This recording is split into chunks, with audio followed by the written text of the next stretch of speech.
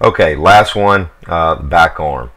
Okay, again, it was back leg, then we did front side, now we've got back arm. Three real areas, to focus on that basically cover the whole swing.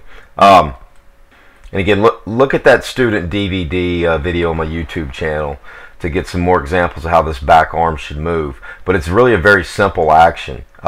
Basically what happens is in the best swings, the highest level pattern, that elbow makes a move up, and then the elbow makes a move towards the ball. So there's a loading and an unloading there, a lifting and a slotting of the elbow, if you will.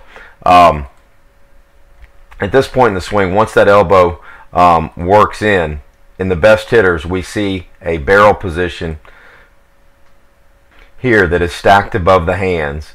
And again, that top hand, your right hand, Beau, is always going to control where that barrel is. So if that barrel goes skyward, the barrel's going to flatten out. You're doing a pretty good job here, Beau, of keeping that hand in a good position out towards the pitcher.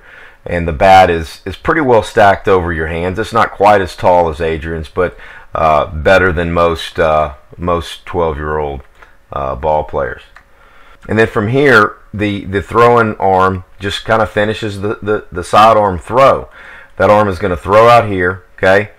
After it slots, it's going to begin to whip out or straighten out to the ball. We make contact here. Again, we're looking at Adrian here. Okay, and that's a general contact position. Your arm, lead arm's extended, his lead arm's extended. Back arm usually has a little bit of flexion in the back arm. So we make contact, and then immediately after contact, that hand gets over the top. It pronates. Anytime we throw, the hand turns out or pronates. In a sidearm throw, that means the hand is going to throw over the top, and that's what happens when we hit. So again, looking at that movement, elbow works up or winds up. Okay, it works down to the ball.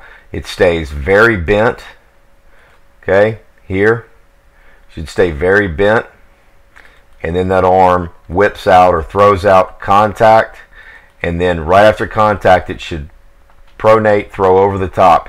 And immediately after contact, you should get to this position. In other words, right hand over left. Okay, both arms have extended right here. Okay, Beau, so let's take a look here at your back arm pattern and how it works through. Okay, you start with your hands, a bit above shoulder, but what I'm really focusing on here is the back arm and how that back arm is moving. And as you begin,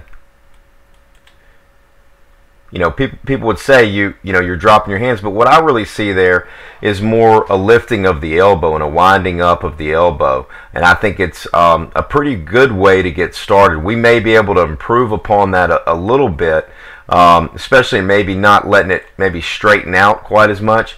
But I do like the way that you're loading that arm up. There is a load action there as you get loaded. You can see how Adrian's elbow works up more. There's a little bit more of a winding up. It's really the humerus, the long bone in the upper arm. But what I'll tend to say is we really want to wind that elbow up and then unwind it down to the ball there.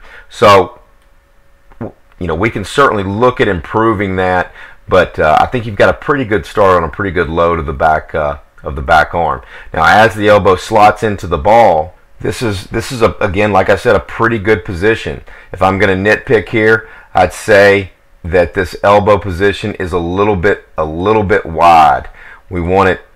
Bring it forward one more with Adrian here. We prefer that that angle be very sharp here, a very tight angle here, and you're a little bit wider there, and I think part of that is due to the way that we're loading up. Okay, and these so as we load up, we might be able to kind of work within your already good pattern to kind of keep that angle a little tighter.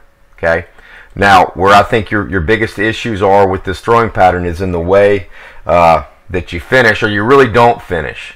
You really don't finish with that throwing pattern. Okay, so as we're getting out here to contact, you can see the arms again, because of the you're letting your body drift over the front side, and you've got a little more turn than you need. You can kind of see how your arms are a lot more out front, which we don't want. We really want we want to be throwing our hands deeper in the zone, okay, but by creating better tilt and less head drifting, we're going to improve that. But again, getting back to how the arms are acting, you can see here your hand really doesn't finish, and you even release the bat before the hand ever even turns over, okay, so it never does snap over. And you can really see here, you see this position he gets to very quickly after he hits the ball. That's evidence of whip effect. That's how that right arm should finish, where your arm kind of just, you're in a good position here, but then right before contact, you just kind of drift. You kind of just drift through it, okay? The lead arm's involved in that to a certain degree. Your lead arm is more concerned with pulling, in a circle kind of around this way, okay? When in fact your lead arm really is part of that wall on the front side that you're trying to hit behind.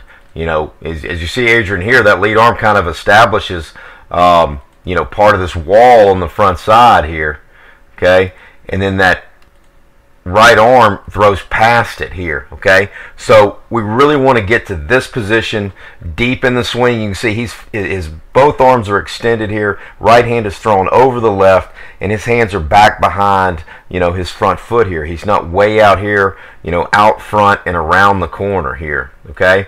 So we really want to see that back arm slot here and throw through.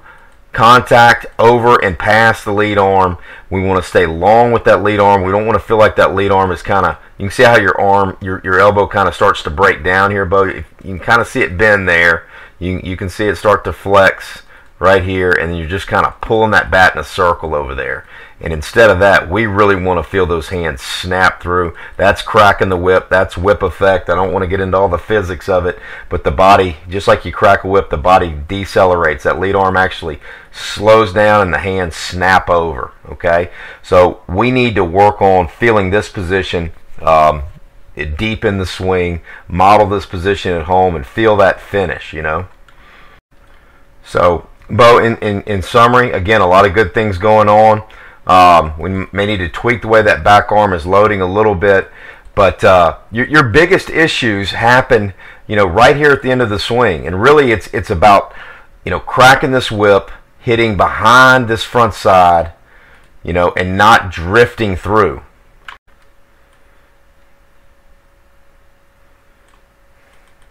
So again, here once you get to this point, Beau, you've really got to feel, your head stay behind that front side, keep the head behind the front side, and really finish that throwing arm.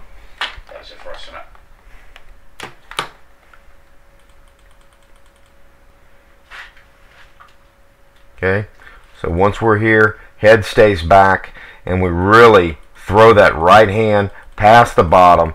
That's cracking the whip. That's whip effect. Don't want to get into all the physics of it, but that's what's got to happen. We need to feel a little bit more violence, through contact, hitting behind that wall and really finishing those hands right through contact. Really throwing that hand through and over through contact.